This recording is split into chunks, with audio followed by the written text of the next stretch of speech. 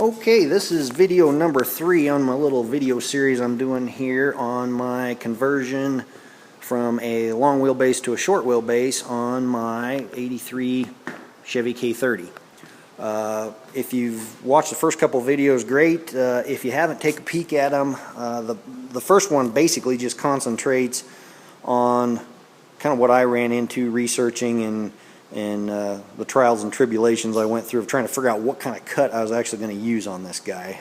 I probably over-researched it and created myself some issues I didn't need to.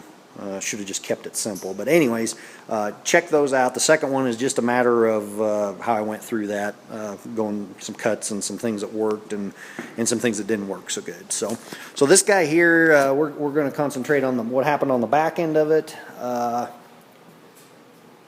In doing the research, it seemed like everybody kind of concentrated on what went on the front, and this back end was just kind of a very simple, straightforward thing. But at least in this situation with this pickup, there was just a little bit more to it that I ran into than what I was reading about. So probably the first thing that kind of confused me a little bit when I was going through this is I was getting different degrees of a measurement exactly how much to cut off of here. The variances seemed like the most was 6 inches. They wanted you to take off clear down to 3.5 inches people were taking off, and I was trying to figure out what the difference was there, because it seemed like it ought to be more straightforward than that. So as I was digging around and doing this, I got to looking, and I might be able to show you on this box here that I got. Bear with me while I get under here. I don't know how well you guys can see this. Okay. There's just the box bolt that I got stuck through there. There's the end of the frame. And here's the end of the box. And this is my guess, and it's a guess only, but I'm thinking that the difference that we're all hearing on those measurements is based on how close whoever cut it off wanted to get to the end of this box. The measuring I did, if you took the full 6 inches off or close to it, you're going to have a scenario that looks like this, where the hole's just about to the end of the frame here. And then depending on how close you want to get in here, that's how far back it would go. I believe I took off about 3.5 inches or a little better than that, and that put me probably within a 1/2 inch of the back of this box there. So, and I actually had the box on the pickup, and it fit in there real nice. There's room in here to where nothing hooks up or anything, but it leaves me plenty of frame to work with there. I kind of in my own mind figured I'd be better off if I ran into problems to cut more off than to have to weld something onto it. So the other thing that scenario created for me is this pickup being a K30, and I don't know that much about them. Maybe the 1/2 tons and 3/4 tons have them too, some of them, but this has got those longer rear leaf springs on it, which puts these brackets back a little further, is my understanding anyway. So that being said, if you was to take the full 6 inches off, that's going to put the back of your frame about right there, which does not leave you very much room at all for bumper brackets or anything of that nature. And it seems like that was kind of a complaint of a couple of the guys that had done these on the internet, was they did what they were supposed to, took off what they thought they were supposed to, and then had troubles getting their bumper figured out. So anyway, that's the end of the frame. That's where I ended up taking off 3.5 inches, and I think that's going to work out pretty good. Like I say, I've actually had this box on here, and it fits nice and everything.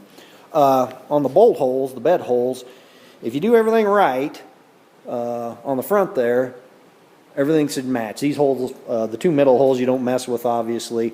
If that seems right, the front one lines up. The only one you have to mess with and re-drill is this very back one here. So I just took my old frame, took the measurements off, come back here, and the way it ended up working out, this hole and what used to be this hole was actually where the rear cross member used to be.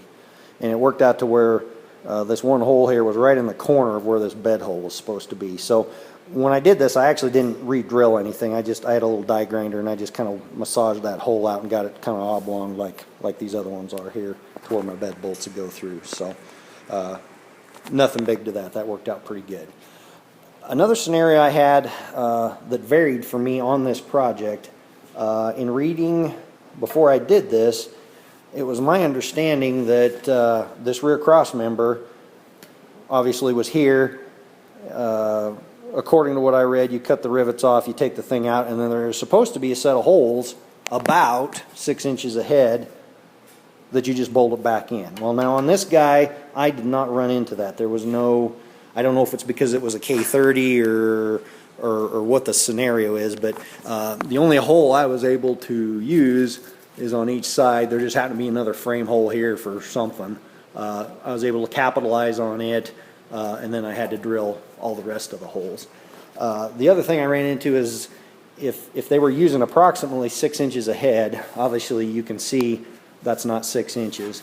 And I don't know, I don't have my light, but you probably can't see. But in here, there are 2 rivets right in here that are tied to this spring hanger. So this is actually as far ahead as I could go with this without getting into the middle of these rivets. So before I actually did it, I checked, and it fits nicely between the 2 frame bolt holes and the stringers in the box. So there's no issue. It's just not quite as far ahead as what it technically was supposed to be, but it worked out fine. So the only other thing I am going to do back here, which doesn't have a whole lot to do with the conversion, I'm going to end up putting a big heavy receiver hitch on here.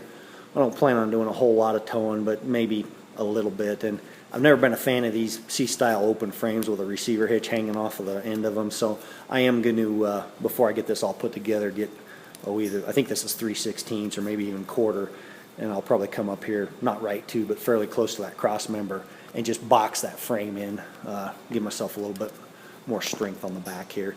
Probably not something that's completely necessary, but it'd be real easy since I have all this tore apart now. So I think that is all I have on the back end of it. If it's looking like this is helpful to people and doing some good, I may, as I continue this project, may make another video or two just as I'm getting the box back on it. I'm going to install a B&W turnover ball on it while I got everything off. There's some other little projects I'm going to do here. So I sure appreciate you watching, and hope this helped people out, and I guess I'll continue from there. Thanks for watching.